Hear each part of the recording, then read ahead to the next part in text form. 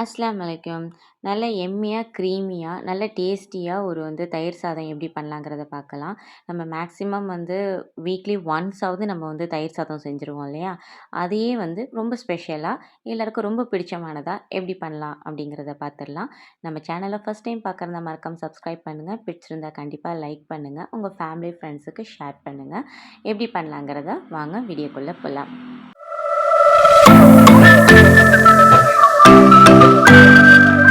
சோறு வடித்ததுக்கப்புறம் கொஞ்சம் மிதமான சூடு இருக்கும்போதே இந்த மாதிரி ஒன்றோட ஒன்று சேர்த்துக்கோங்க.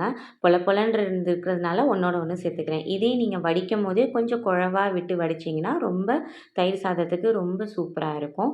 இப்போ எல்லாமே ஒன்றோட ஒன்று மசித்ததுக்கப்புறம் நான் 1 டம்ளர் பாலை 1/2 டம்ளர் வர வரைக்கும் நல்லா சுண்ட காய்ச்சி எடுத்திருக்கேன். அது பாலோட ஆடையோடு சேர்த்தே நம்ம சேர்த்துக்கலாம். நல்லா ஃபுல் 1 கப் அளவுக்கு நான் கெட்டி தயிர் எடுத்திருக்கேன். நீங்கள் தயிர் தண்ணியாக இருந்தாலும் பிரச்சனை இல்லை. இப்போ உப்பு சேர்த்து நல்லா எல்லா சோறுலேயும் தயிர் படுற மாதிரி நல்லா மிக்ஸ் பண்ணிக்கலாம். இப்போது அதே பால் காய்ச்சின ஏனத்திலேயே 1/2 டம்ளர் அளவு தண்ணி விட்டு இப்போ திருப்பி சேர்த்து நல்லா கலந்துக்கலாம்.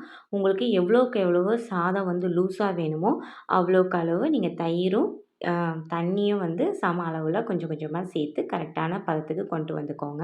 இந்த ஸ்டேஜில் நான் கொஞ்சமாக மாங்காய், இஞ்சி, ஒரே ஒரு பச்சை மிளகாய், கொஞ்சோண்டு மல்லிக்கீரை, அது கூடவே திருவின கேரட்டும் சேர்த்துருக்கேன். இது ஆப்ஷன் தான். பட் இதெல்லாம் நீங்கள் சேர்த்திங்கன்னா ரொம்ப ரொம்ப சூப்பராக இருக்கும்.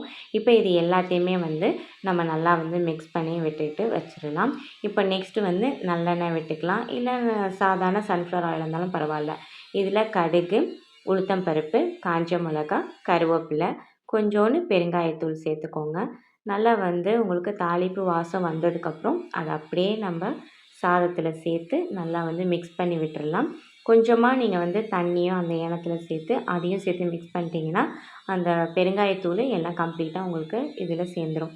இப்போ எல்லாத்தையும் மிக்ஸ் பண்ணிவிட்டு ஒரு சூப்பரான ஒரு லன்ச் பாக்ஸுக்கும் சரி, இல்லை நம்ம ஏதாவது ஒரு வெளியில் போகிறோம், அதுக்கு நம்ம சோறு கட்டிட்டு போகணுன்னாலும் நம்ம சூப்பராக கட்டிட்டு போகலாம். நல்ல எம்மியாக, க்ரீமியாக இருக்கும். வேறு லெவல் டேஸ்ட்டில் இருக்கும். தயிர் சாதம் எவ்வளோக்கு எவ்வளோ ஊறுதோ அவ்வளோக்கு அளவு எம்மியாக இருக்கும். கண்டிப்பாக ட்ரை பண்ணி பாருங்கள். மறக்காமல் சப்ஸ்கிரைப் பண்ணுங்கள். தேங்க்ஸ் ஃபார் வாட்சிங்.